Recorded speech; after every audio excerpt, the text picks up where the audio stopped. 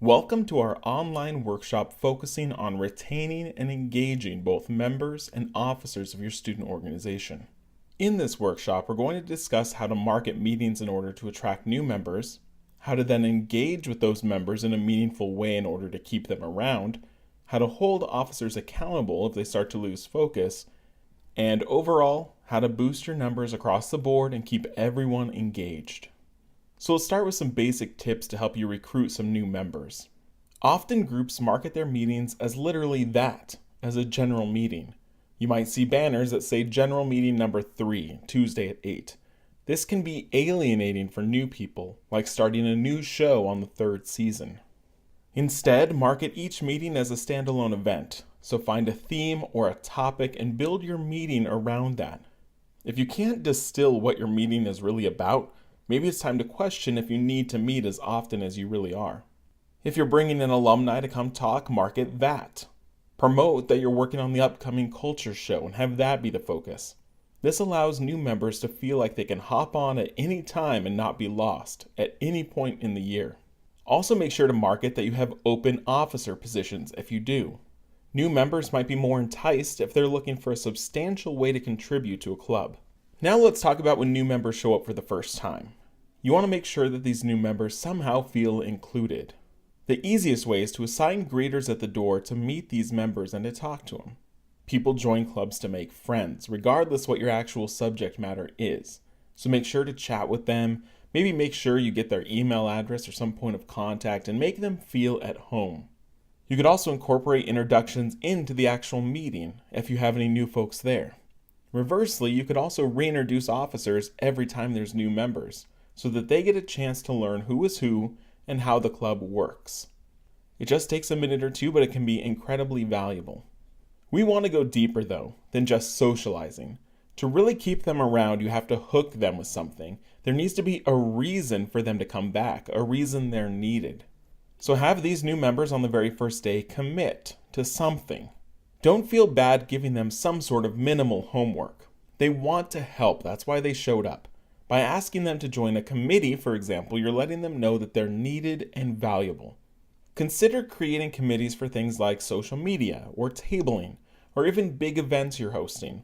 This immediately connects them to the group and gives them a purpose, though the commitment shouldn't be too much to scare them away.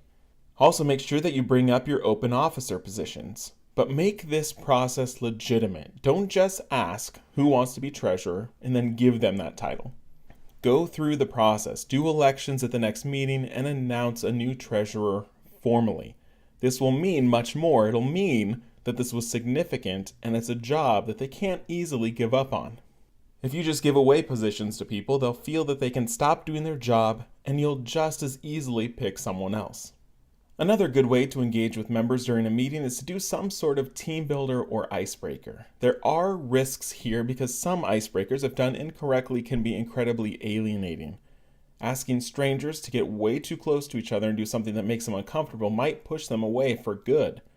So make sure you're doing activities that make sense. If your meeting is focused on your big culture show coming up, maybe you do a team builder that has people share a part of their culture that they want to celebrate in the show.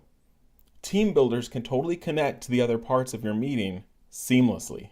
The other side to this presentation is about accountability and what to do when people flake or disappear on you, especially people with responsibilities.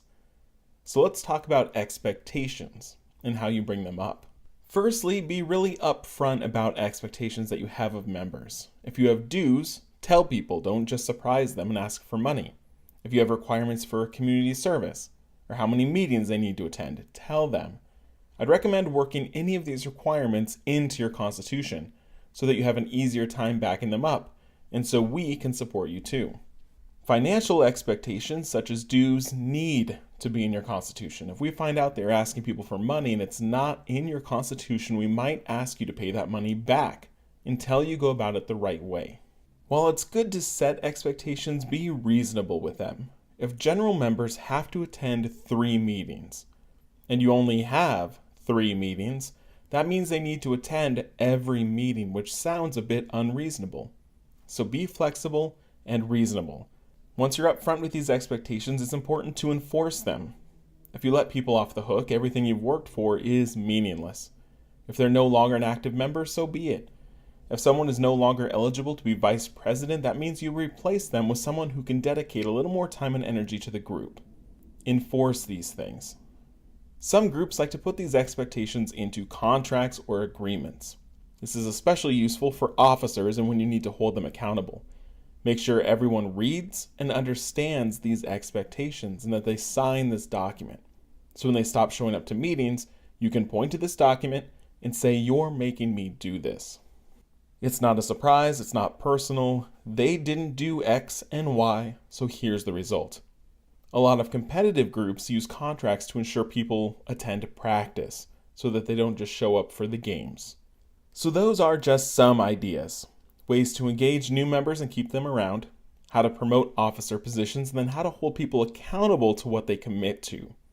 If you have any questions or want to talk more about this, swing by Student Life and chat with one of our organization advisors and we can help. Thanks for watching.